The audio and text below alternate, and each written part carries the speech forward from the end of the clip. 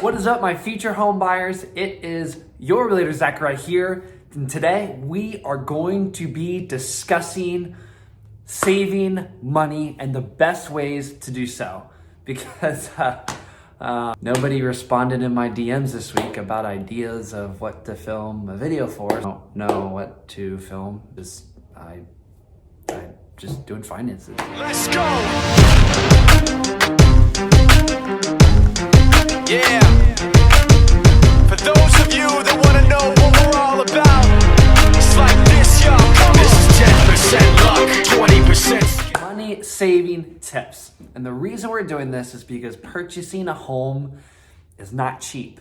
It is needed to have adequate cash funds in order to close the transaction. So what we're doing is we're brainstorming what is the fastest way that we can attain cash in order to move that cash into a real estate investment, also known as your future home. First things first, track your expenses. It is crucial that you have a Google Docs, Excel, piece of paper, whatever it is, to figure out where your money is going. You cannot know where to save money if you don't know areas where you can save money.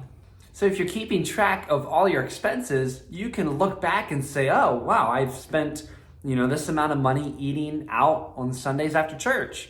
Well, rather than eating out, what if I just made something at home? Well, then I can save this much money.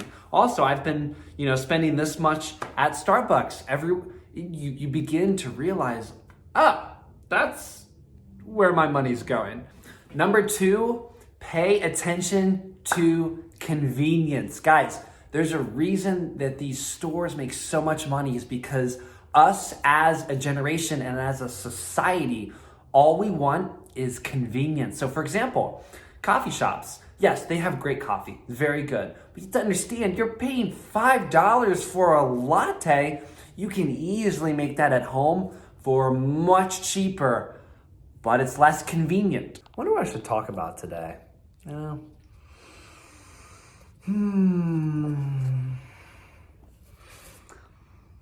don't know. Additionally, eating out. Eating out's great. I love eating out. I like to do it with my friends, build relationships.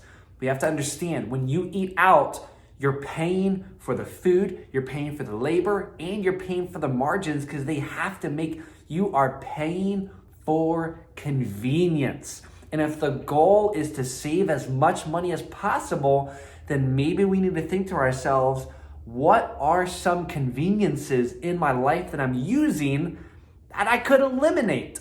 Geez, where is my Grubhub guy? He should have been here 10 minutes ago with my food. I didn't have time to pack a lunch. And I'm not saying you have to do it forever. And I'm not saying don't ever go out to eat or don't ever go to Starbucks.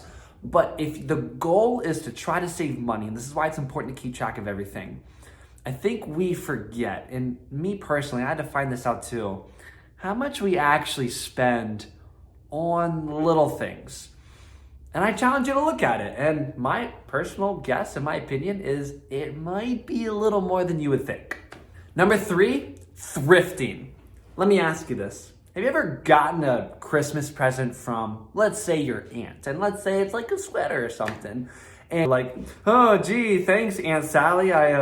Just what I always wanted. And you never wear it. And you throw it. Well, where does that sweater go? A thrift shop. A way to save money is by thrifting. It might take a little more work. You might have to walk around an entire store to find something, or go to garage sales, scouring Facebook Marketplace. It takes time to do this stuff. But when you look at the price of buying new compared to what you get used, it is worth your time. I mean, this is an area where you can really save some money. Thank you guys for listening. Hopefully you're able to take these tips and apply it to your life.